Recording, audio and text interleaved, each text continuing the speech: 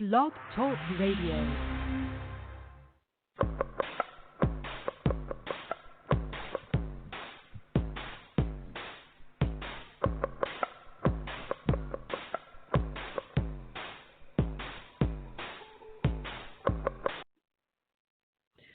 Good evening and welcome to House Talk. I'm your host, Dr. Lauren Pitts, and joining me tonight, co-host extraordinaire, Regina Williams. I want to start tonight by expressing our deepest condolences to the family, friends, colleagues, and constituents of the Honorable Elijah Cummings. For our listeners who don't know, Elijah Cummings was our esteemed longtime Baltimore congressman who died on October 17th from complications concerning long-standing health challenges. Congressman Cummings was a force to be reckoned with, and he will be greatly missed. Tonight kicks off our 2-week dedication to National Breast Cancer Awareness Month, and it is a chance to raise awareness about the importance of finding breast cancer early. On House Talk, we want to make a difference, and we want you, our global listening audience, to make a difference too. We want you to join us in spreading the word about mammograms and encourage communities, organizations, families, and individuals to get involved. We also want to hear from you during the show tonight, so call us live with your comments or questions at 515-605-9744.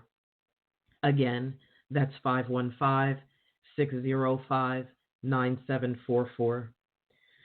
Before we jump in, Regina, I want to share with our listeners Congressman Cummings' statement last year to commemorate Breast Cancer Awareness Month.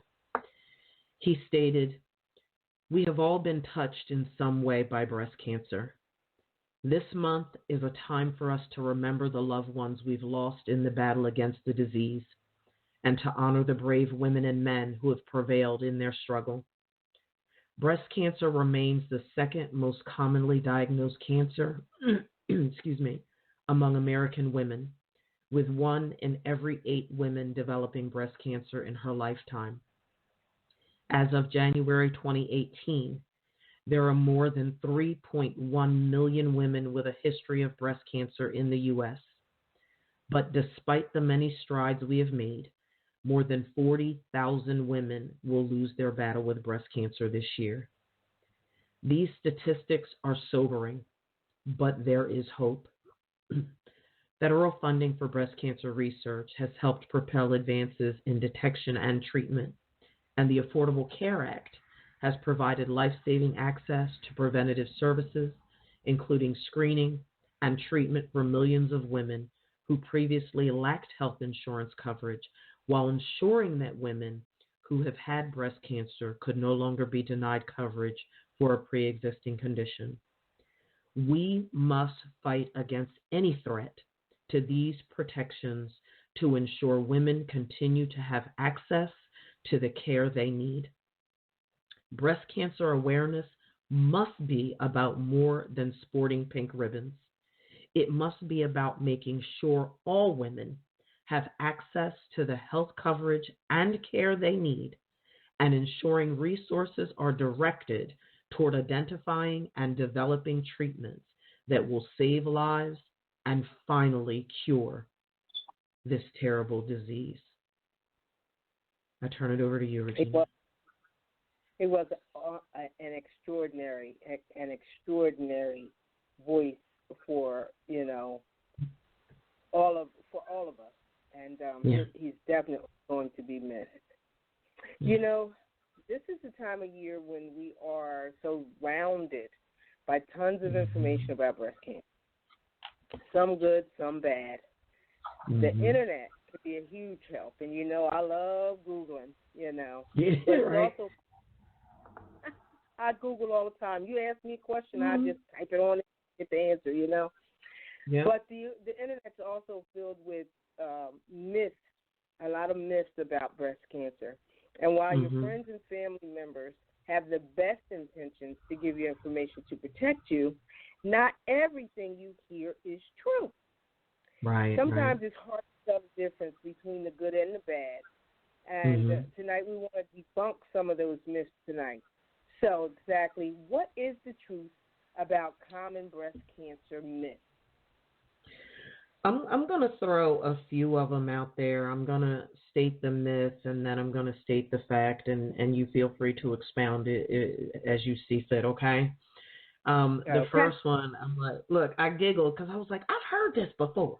The first myth is wearing deodorant causes breast cancer. What in the world?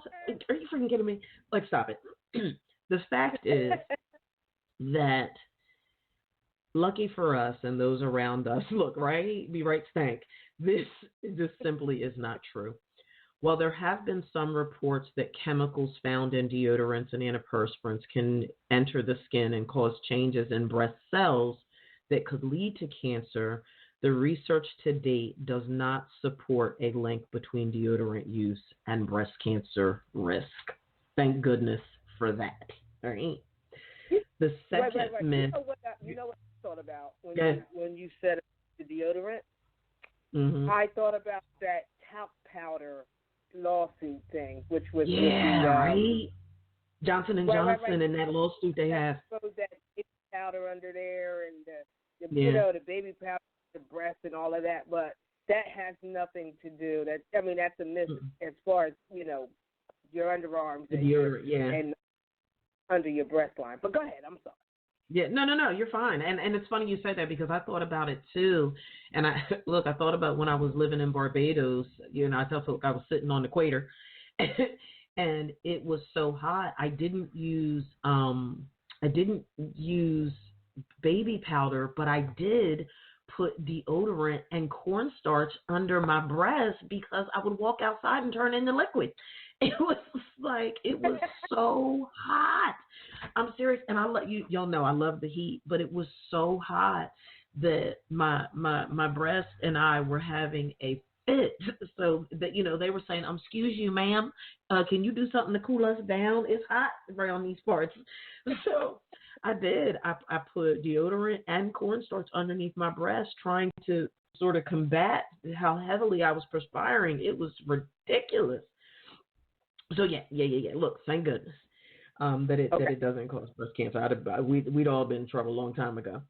The second myth is, and this one is laughable too. Like really, the world would be like traumatized. So the second myth is wearing a bra it causes breast cancer.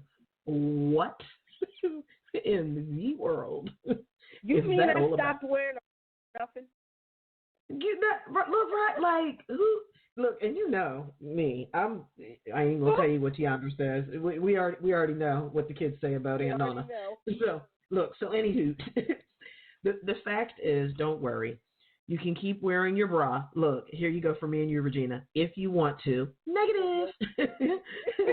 I think it's disrespectful that they were even created, but okay. Scientific evidence does not support a link between wearing an underwire bra or any type of bra and breast cancer risk. There is no biological reason why the two would be linked. So, again, that's a good thing because there's plenty of folk that, they sleep in their bras. They take it, their bras connected to them like, their eyebrows and eyelashes. It's just like, whoa, be free, I say. The third myth is injury or trauma to the breast, like getting hit in the breast, can cause breast cancer. The fact of the matter is that while we never want to get hurt, the good news is there is no evidence to support a link between trauma or injury to the breast and the risk of breast cancer. So that's good for athletes and other folks that may be at higher risk for getting busted in the boobies. That if you're getting tagged, you put a what do you call it? What do the baseball players wear? The catcher's thingy, the vest? Yeah, put some padding on. But you look, but you might have bruising, but you won't get breast cancer from getting hit in the breast. Well, is it also a myth that when you do get hit, it means that you're growing? Like if you all of a sudden start, because I remember when I was young and didn't have any, and I remember the first time I did get hit and it hurt, and then not too long after that, I need to wear a bra. Okay. Listen, I just am trying to make sure, because breast cancer is such a serious topic that every now and then you just got to put a little humor in it. Yeah, and if I'm being offensive, you guys just call, let me know. I'll knock it off, I promise. But I'm telling you. No. And here's the thing. You know what? I agree with you. And when I think about some of the breast cancer survivors that I know, the interesting thing about it is they laugh. You know what I mean? It's like they're surrounded by so much that something that each of them has shared with me at different times is that, you know what? They look for stuff to laugh about. They look, and the Bible tells us that laughter doeth good like medicine, right? So there's some degree of healing virtue in laughter. Now, don't nobody go saying that Dr. Pitts said that laughter cures breast cancer, because I didn't say that. I said that laughter. I said that the Bible says that laughter doeth good like medicine, and it does. There's not a day that goes by, even when I feel crappy like I do today. I am just feeling it today, but I still am constantly looking for something to laugh about or for some way to put a smile on somebody's face. So I totally agree with you, and I hope that nobody calls me like, oh my God, she needs to be serious, because we are serious.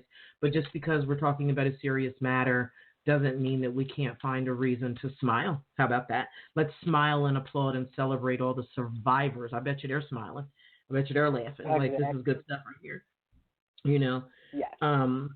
The next myth is having a family history of breast cancer means I will, all caps, get breast cancer.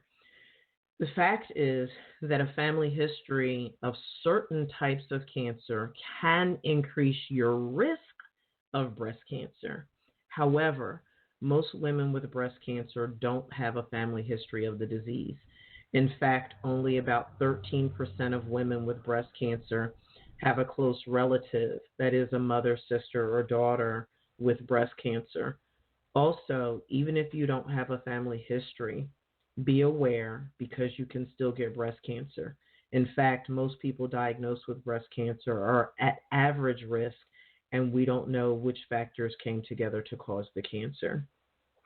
And then the last myth that I want to touch on before we move on, which I think is a very powerful one to silence, is that breast cancer always forms a lump.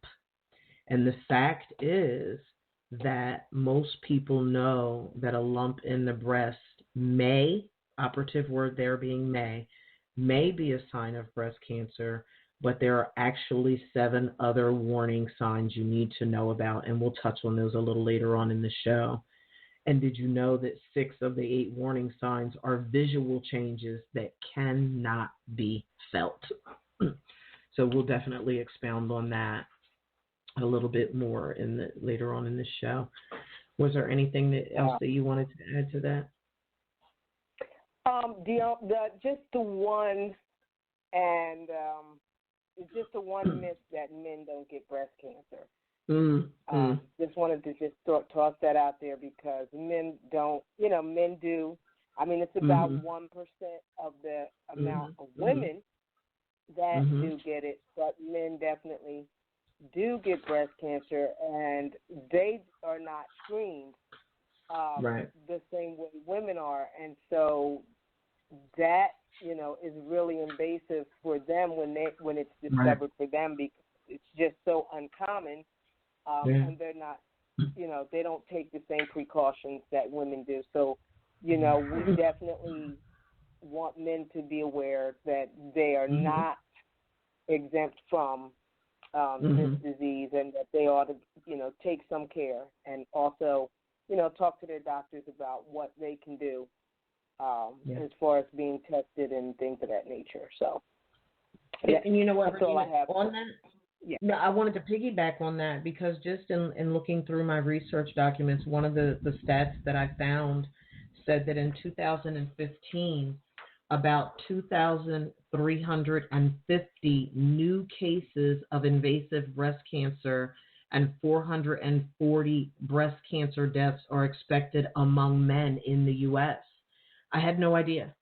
Like, I knew that men could get breast cancer, but I had no idea that the statistics were that high among men. So when I read that, it was one of those things I found it to be quite staggering. I was like, oh my goodness, I had no idea that it was that many.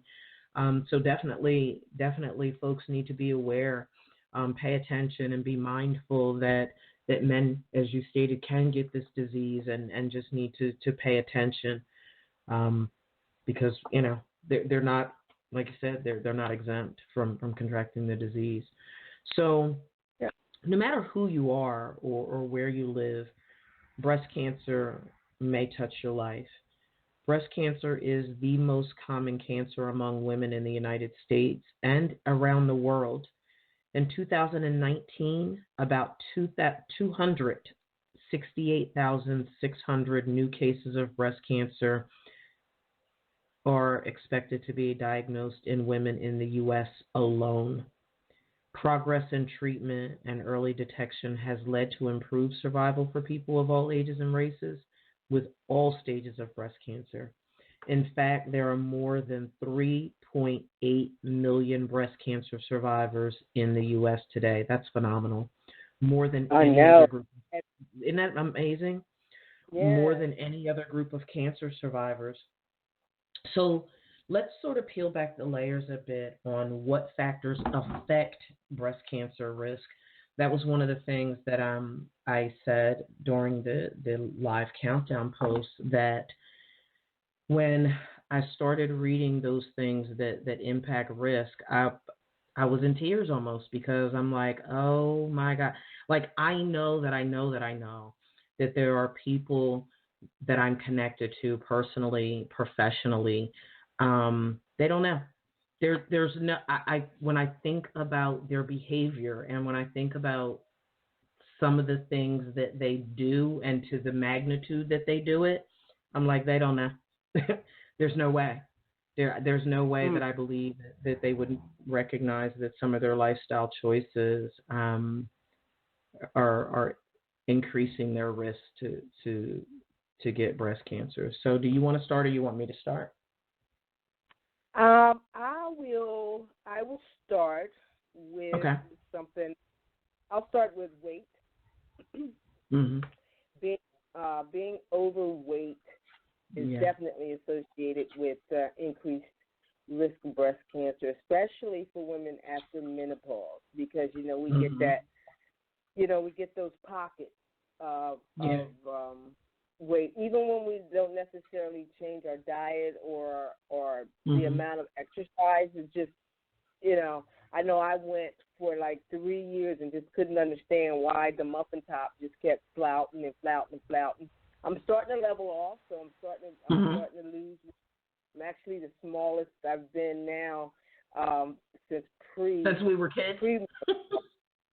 Yes, right. I'm small now.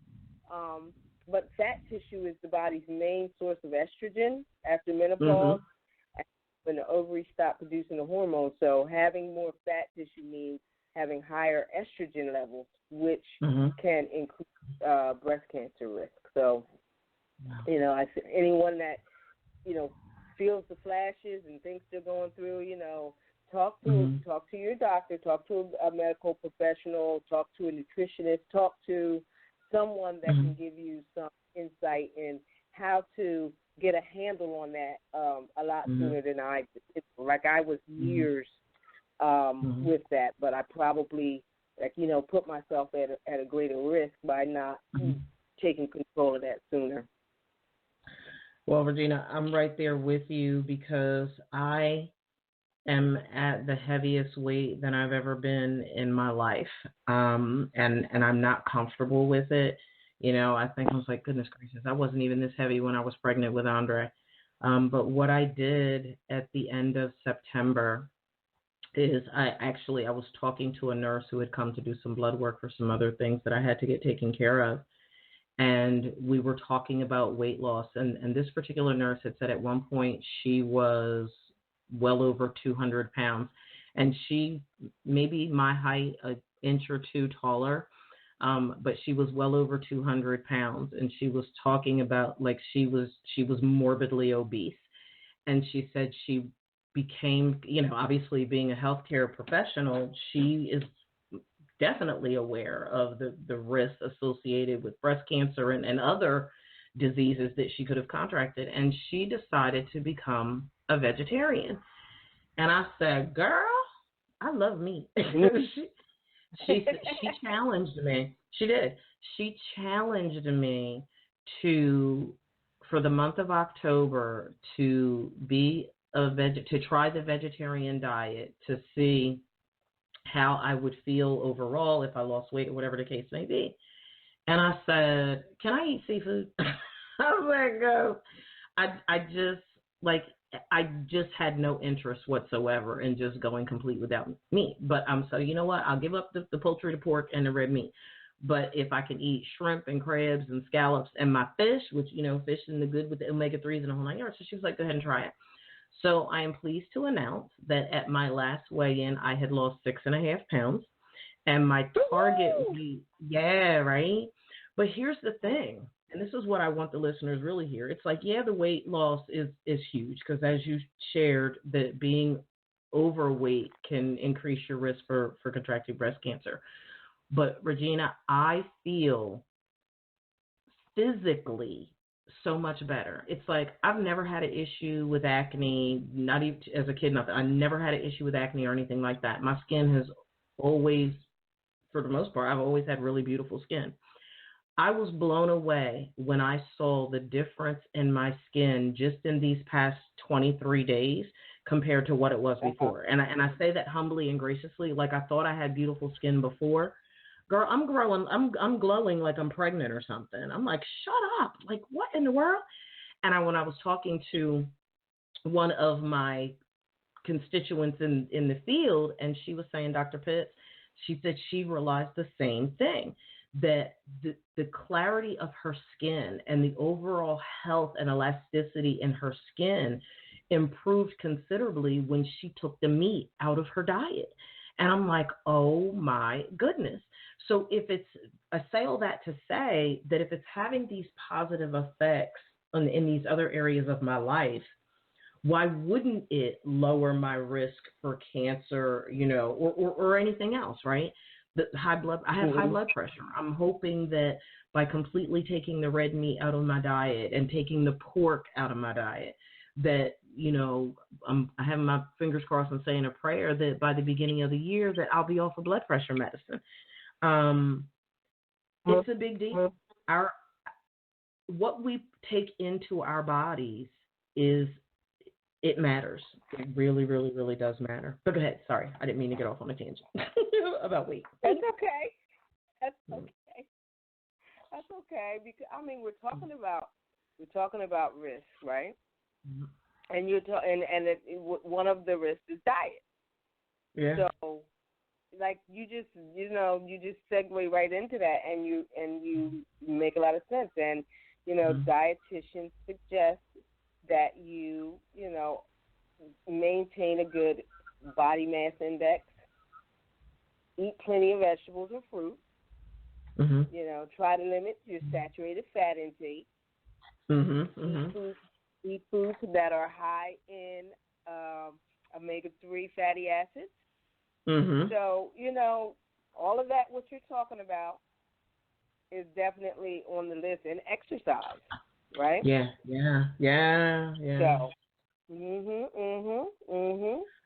I also wanted to throw in there, because it's something that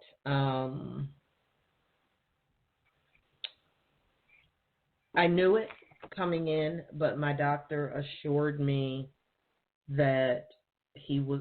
So, for the listening audience, total disclosure. So, in 2017, I had to have a hysterectomy.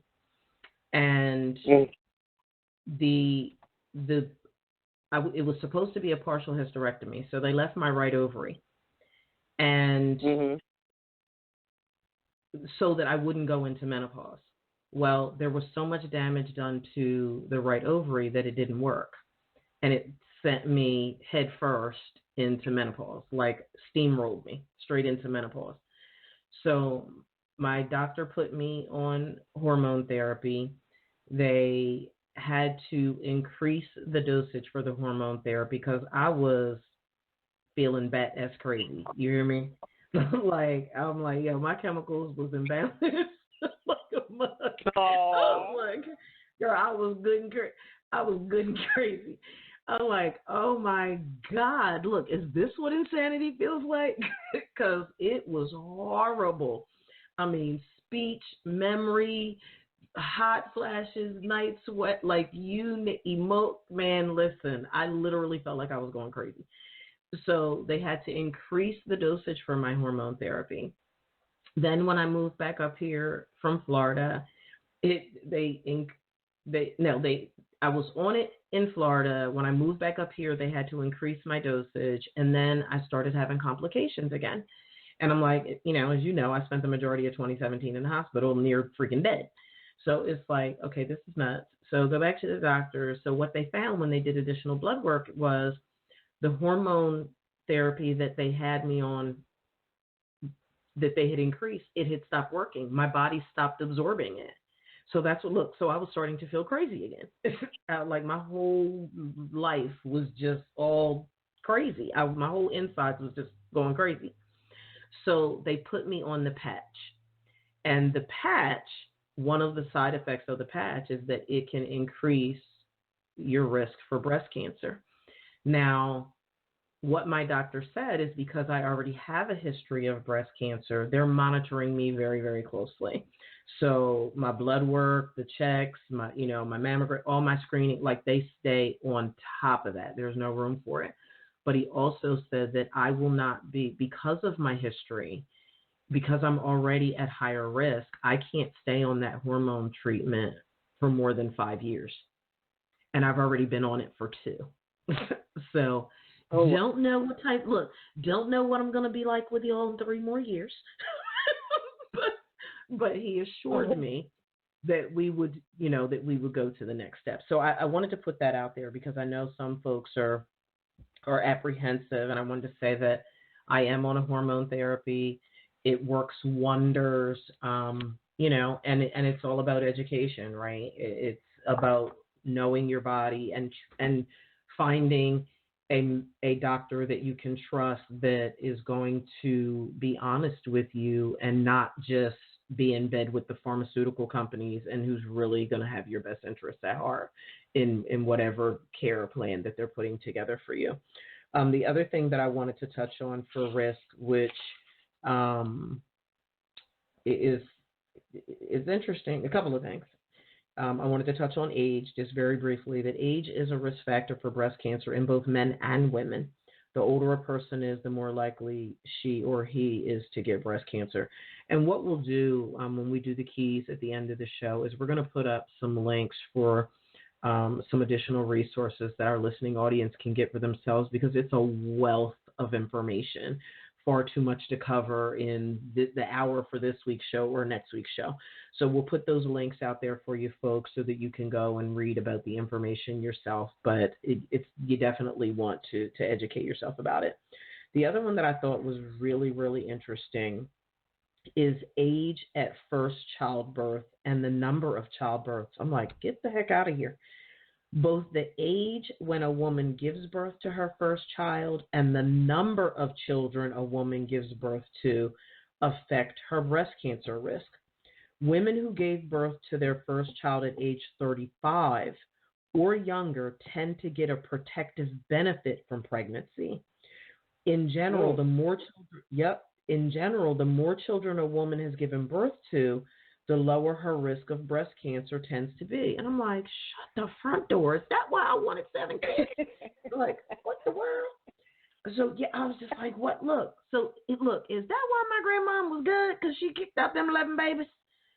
Dr. Pitts ain't have every bit of cancer in her body nowhere and lived to 100 and a half years old.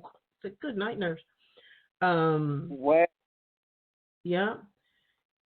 So the other one that I wanted to point out is alcohol. Drinking alcohol increases the risk of breast cancer. For example, women who have 2 to 3 alcoholic drinks per day have about a 20% higher risk of breast cancer than non-drinkers. I don't know about you, but that seems high to me. I ain't had no drink that good. I mean, I'm just saying. I'm just saying. We consumed back in the day.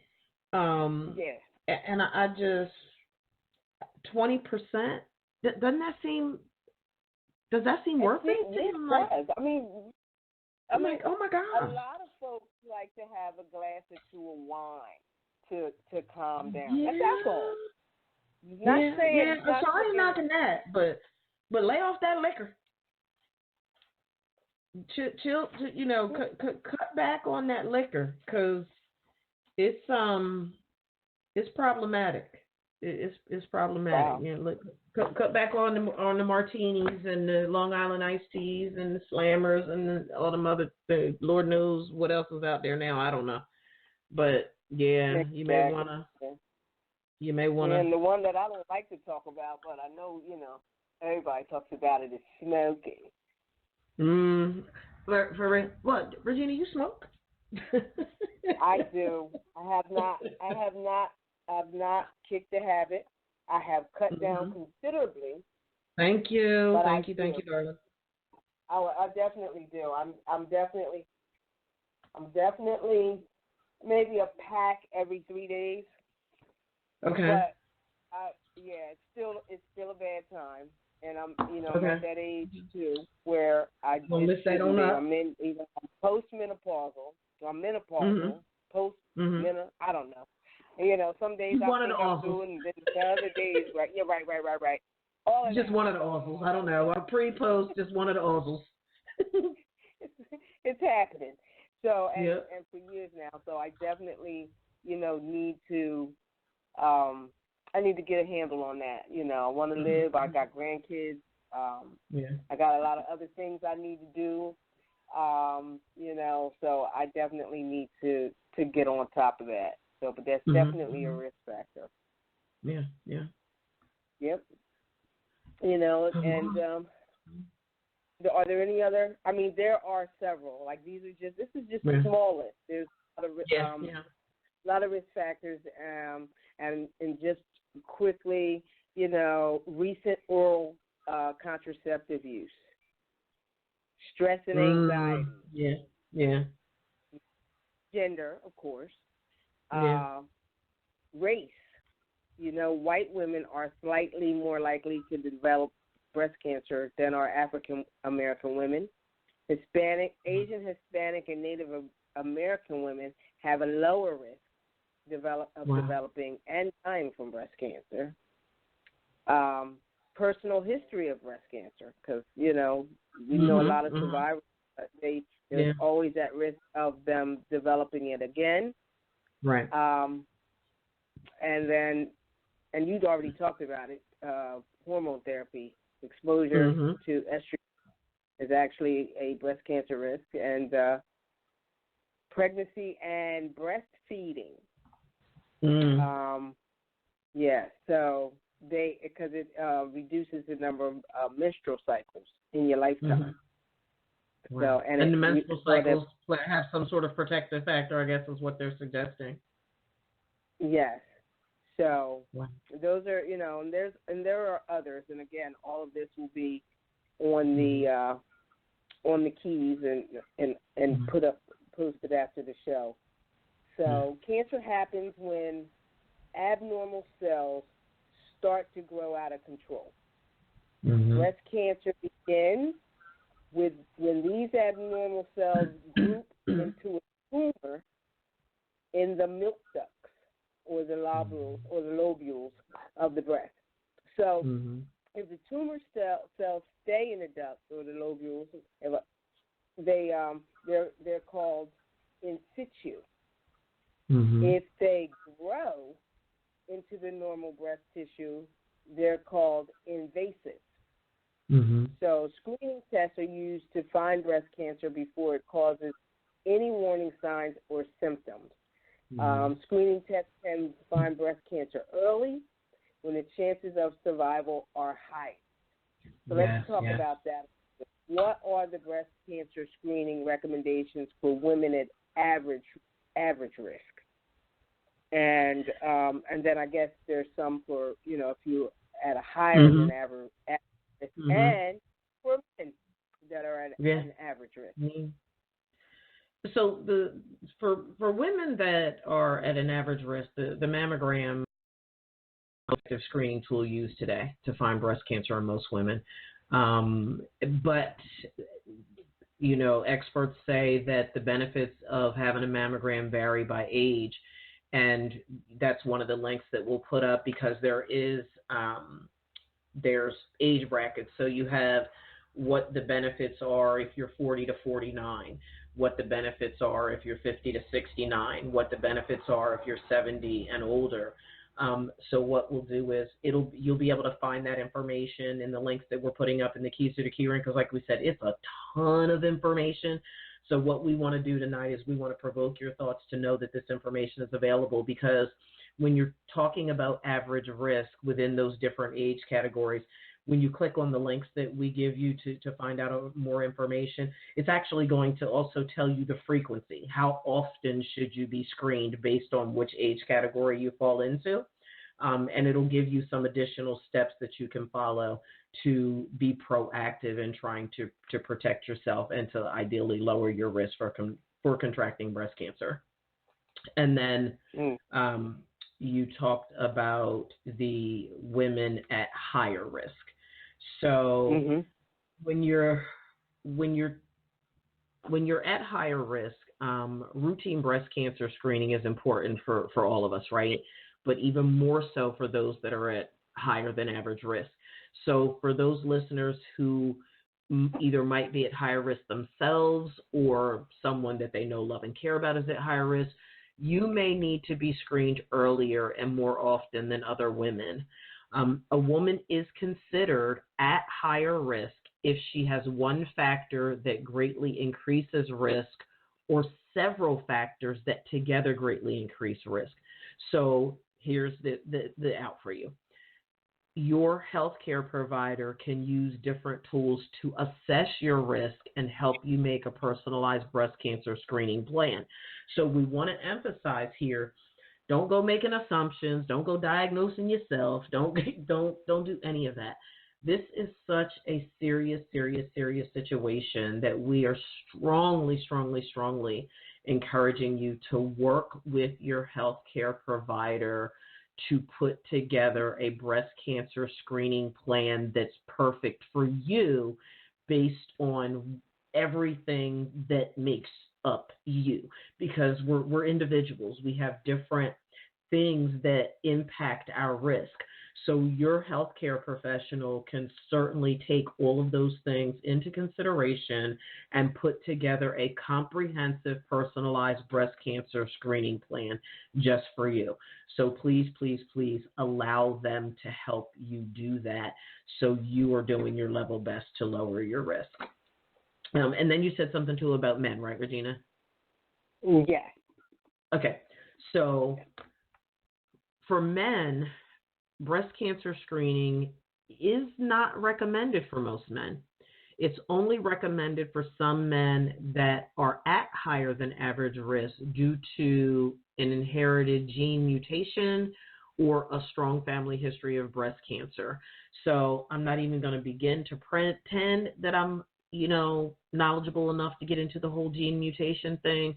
But again, the purpose of tonight's show and the purpose of next week's show is to provoke your thought. It's to get some of that surface information out there to you so that you realize, hey, maybe I didn't know this. This is really important stuff, and I need to sort of flesh out and sort of, swim my way through all of this information that Regina and Dr. Pitts are putting out here for me to use to educate myself and empower myself, or to share with somebody that I love and care about that could benefit from this information too. So I hope that makes sense to everybody. So, yeah, right? Goodness gracious. The decision about when to start screening for breast cancer and how often to get screened should be made individually by each woman after discussing the issue with her doctor or man.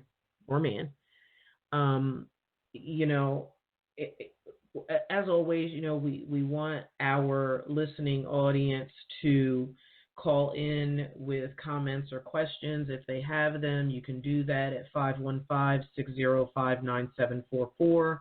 Again, that's 515-605-9744. We have about 20 minutes left in tonight's show. So certainly if you have any comments or questions for us, or if you want to share your story of survival or what have you, we certainly welcome you to do that. I got a question for you. Did you know that in many cases, breast cancer doesn't show up as a lump? I know we sort of alluded to that earlier in the show, but in most cases, it doesn't. There are several other major warning signs of breast cancer other than a lump, but many breast cancers have no obvious symptoms at all. How freaking horrifying is that? When there are no symptoms, it's right. It's like just the thought of that is like earth-shattering to me. Like, what do you mean there are no symptoms? Like, again, I was blessed. As crazy as that sounds, but I count it a blessing that my doctor found the lump when he did. And here's the thing, Regina, I went to the doctors because my left breast was bothering me, and I have extremely dense breasts. So they feel like freaking tons, especially now because I'm more endowed now than I used to be. And they're just heavy. They're really, really weighty. And my left breast was bothering me, and I'm going to my doctor, and I'm like, what is, so he does my breast exam, and there was a lump. There was a lump in my left breast. But then when they sent me to the breast cancer center, and they did additional testing and stuff, the lump in the right breast was the one that was the problem. So it's like, isn't that crazy? Like, my left one was bothering me and my left one's fine. So I was like, okay, God, that was confusing, but I'm glad you found it just the same. It all worked out. So what I want folks to know is that because the breast cancers don't have obvious symptoms, we want to make sure that our listeners understand the importance of screening through the mammogram. The most important thing is to bring any unusual signs to your doctor's attention. That's what I did. I'm like, oh, my left breast hurts. Okay, yeah, well, the left breast is not the problem. But I brought it to his attention. And then talk to your doctor about a breast screening plan, as we just said a few minutes ago, that's appropriate for you. So let's go over some of the major warning signs and symptoms of breast cancer that do show up or that should raise alarm or make folk realize that, you know what, I might want to bring this to my doctor's attention. Okay. You want to start? Let me start. I'm going to go, we talk about lumps, but I want to go and talk about there's actual swelling in the armpit or the collarbone that could be something that you need to get checked, because it could mean that at this point it's getting into your lymph nodes. Mm-hmm. So that swelling, it will sometimes come up before you feel a lump in your breast. So you need to let your doctor know if you notice any swelling in your breast that just is off. Any unusual swelling near your armpits, your collarbones, things of that nature, you want to get that checked out. Yeah. And with swelling usually comes pain or tenderness. And we did talk about that. Doesn't necessarily, just because you hurt yourself. I mean, this is if you haven't had an accident, didn't get hurt playing football, things of that nature. It's just you're feeling pain and tenderness, and you don't have a real reason for it, then you want to get that checked out. Anything, we know our body, and when it's off, it's off. And so we don't want to always, we don't want to seem as though we're, hypochondriac or anything of that nature, but it's better safe than sorry. So if you feel anything different, including like indentions, we talk about lumps, but then there's the opposite, like flatness or indentions around your breast. That could also be a sign as well. So any breast changes. And you touch on the early warning signs, but there's some that are more specific to invasive breast cancer. And here's the thing: the reason why I want to mention these is because there's just countless numbers of people that I know, that we know personally and professionally, that are afraid to go to the doctors, as if to suggest if these warning signs are showing up, they psych themselves out, which makes no, like, okay, clinically I get it, right? But are you kidding me? So something's bothering you. You're afraid to go to the doctors out of fear that they might tell you that you have something, and not going to the doctors is going to help it go away. That just bugs me to the core. It's like people literally will die. It's like you'll sit in your stuff and you'll die because you're afraid to go to the doctor to find out if, in fact, something really is wrong with you and give them a chance to save your life. But instead, you die in fear when your life could have been saved. It's just ridiculous. It's ridiculous on so many different levels. Like, it's not even funny. But as I was saying, there are some symptoms that are more specific to invasive breast cancer. And of course, you get to that point. It's like, were there the warning signs there? Could it have been caught by screening before it got that bad? Maybe not, but it can't hurt to be screened, right? To do the maintenance on your body just like you do the maintenance on your car. Irritated or itchy. Go ahead. I'm sorry. No. Go ahead. They made changes with the whole mammogram. It's not as uncomfortable as it used to be, and it's a little quicker. So. And it's 3D now too. Right, and so you have a better chance of finding something that might not have been found, some years ago. So it's definitely recommended. We should all be making sure we're getting our mammograms when we get to a certain age. We need to get them like clockwork. Yeah. Look, you don't have to get them as frequently as you get the oil changed in your car, but you definitely need to get them. Look, get your tires changed. Right. Look, get your tires, get new tires put on your car, get your mammogram. Stop playing. Then you get your annual physical, you get all your blood work done, you get all your testing done. It's not just breast cancer that you need to be getting checked for. You need to be getting your pap smears. You need to be getting your heart checked. You need to be getting all your organs checked. You need to get get all your blood work and everything. Every year you need to make sure that you stay healthy for your loved ones and yourself. Indeed. Change in breast color, increase in breast size or shape over a short period of time. So we're not talking like, you gained weight and now your boobs went up a size. We're talking about a short period of time. Changes in touch. They may feel hard, tender, or warm. Peeling or flaking of the nipple skin. A breast lump or thickening in your breast. And then redness or pitting of the breast skin, like the skin of an orange. So you know how the orange skin is sort of rough? if you notice a change in your breasts and your breasts are starting, it almost looks like pores, right?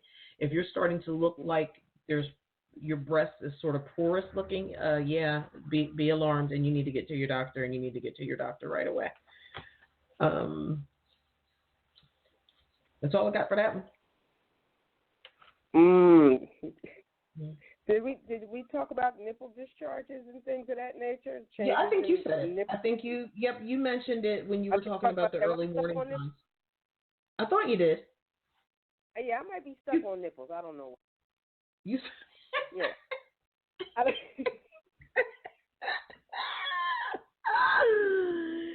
think, but yes, you did. You did say something about discharge. That's not breast milk. Okay. Just saying. Yeah. All right. Yeah. So, diagnosing breast cancer is a process. Yeah. So most women who are diagnosed with breast cancer do not have any symptoms. The cancer is found during routine screening like the mammogram. Yeah. If you do have symptoms or if your mammogram shows something in your breast, tell your doctor as soon as you can. Finding breast cancer when it is small can give you more treatment options and make you more likely to respond well to them. So how is breast cancer diagnosed? I'm just going to give a Go ahead. No, I was just going to say I'm going to give the quick blurb so that folk are aware, and then, again, really encourage them to talk to their medical professional about it more comprehensively so that they have a better understanding. But the long and the short is breast cancer is often first suspected when a lump or a change is found in the breast or when an abnormal area is seen on a mammogram. Most of the time, these findings don't turn out to be breast cancer. Hence, so sidebar, so there have been times since they found the precancerous lump in my breast that my mammograms have come back abnormal. But again, I have dense breasts. So that's something that when they go back, like, she has dense breasts. And that's all it's been. So there hasn't been any issues since then. So as I was saying, more times than not, most of the time, these findings don't turn out to be breast cancer. However, the only way to know for sure is through follow-up tests. You have to have them, folks. You have to. The additional information, again, the links that we're putting up, you can click on them and you can just sort of flip through the pages and read the information that's of interest to you. There's going to be information on follow-up tests after normal finding on a screening test and things of that nature. But it is just an endless amount of information. But we want you to start familiarizing yourself with it now. We're encouraging you to be proactive instead of reactive. That sums it up in a nutshell. Go ahead, Regina.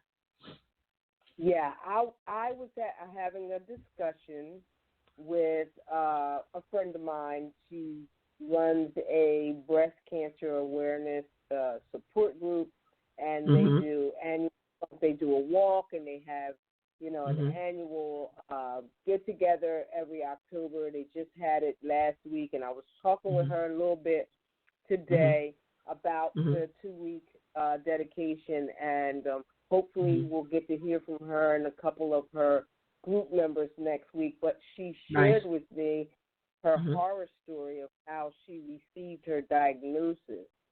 Oh my goodness. Yeah, she shared that how she received the diagnosis, which was kind of over the phone and impersonal and things of that nature. Yeah, so next week we're going to dig much deeper into this portion, the whole diagnosis and treatment and things of that nature. So of the discussion, and listeners will share with you things to consider when you receive a breast cancer diagnosis, as well as stages and types of breast cancer and treatment for breast cancer. But she's a survivor over 10 years now. The best I ever seen her, looking good, feeling good. She's physically fit, and like I said, there's a whole group of women that need at one of our local family success centers every month. Nice. They provide support to each other, and they, also have networks in different areas of the county, state, and hopefully we'll get them on the line next week to share some of the. But yeah, she got her diagnosis over the phone, and that's crazy. It sent her, it traumatized her. I'm sure. But as it turned out, she was in the early stages, and a lot of options were offered, and she was afforded a lot of options and therapies and things of that nature. And she is definitely a survivor, and I can't wait to get her on the line. I might have to. We might all be sitting together just to make sure that her information. And that's what I was gonna say. Invite as many of them as that want to come. That would be amazing. That give them this platform to just celebrate them and honor them and to rejoice with them. For being triumphant over this. That's totally exciting. So rates of breast cancer vary among different groups of people. Rates vary between women and men and among people of different ethnicities and ages. They vary around the world and across the U.S. If you're just beginning your search for information on breast cancer, you've actually come to the right place. We've shared a wealth of information with you tonight. And again, we're going to post links for you on the Keys for Your Key Ring to connect you with some additional resources that are really going to be valuable for you. Many changes occur in your breast during your lifetime. Throughout puberty, pregnancy, menopause, the look, structure, anatomy, and function of your breast change. Learning about breast anatomy and how the breasts function can help you understand which changes are normal and which are not. And that goes back to what you said, Regina, about the importance of us really truly knowing our bodies. So we goodness gracious, the hour is gone already.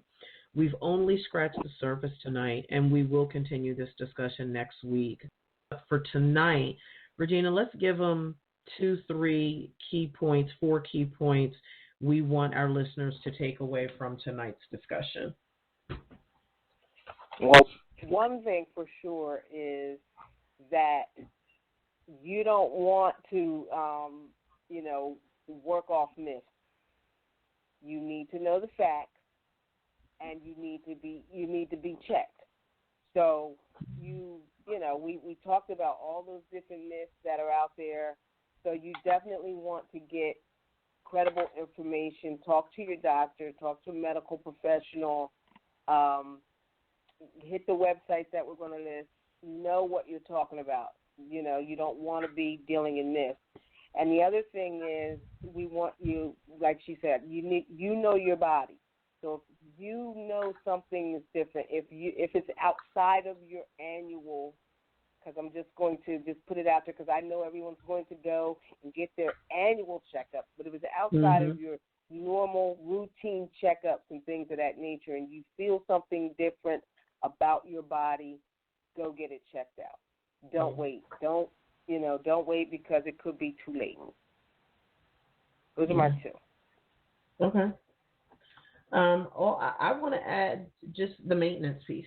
I think that, when we think about the wealth of information that we've shared tonight, so much can be addressed by being proactive. I'm going to continue to say it. You have to let me put it this way. I want you to take better care of your body than you take care of your car. Because I know some people don't take care of their cars. Let me go ahead and put that out there. I know there's some people who don't take proper care of their cars. But being proactive is crucial. This is not, something you want to play with. Cancer is ugly. It's a vile, filthy, disgusting disease. And part of how we conquer it, part of how we truly can work toward a world that is free of cancer is by being proactive and doing what we need to do to take care of ourselves. to, to either ensure that we don't have it, or if we do, finding out early enough, as Regina talked about her girlfriend did, to make sure that you have a wealth of options to save your life and to keep you healthy. So I just wanted to put that out there. Regina, I love you, girl. I just love you. I felt like crap before we went live, and I tell you, just sharing this airspace with you just always makes me feel better, and I love you so much. Thank you for being my ride or die, Gina. See Regine. Thank you for being my ride or die, Regine. She on my own personal ride or die, Regine. All right, I got it. Look, Florin and Regine. Listeners, thank you so much for tuning in tonight. And don't forget to join us next Wednesday at 9 p.m. as we conclude our breast cancer awareness and prevention series. Again, thank you so much for joining us tonight. Good night, everyone. Good night. Good night.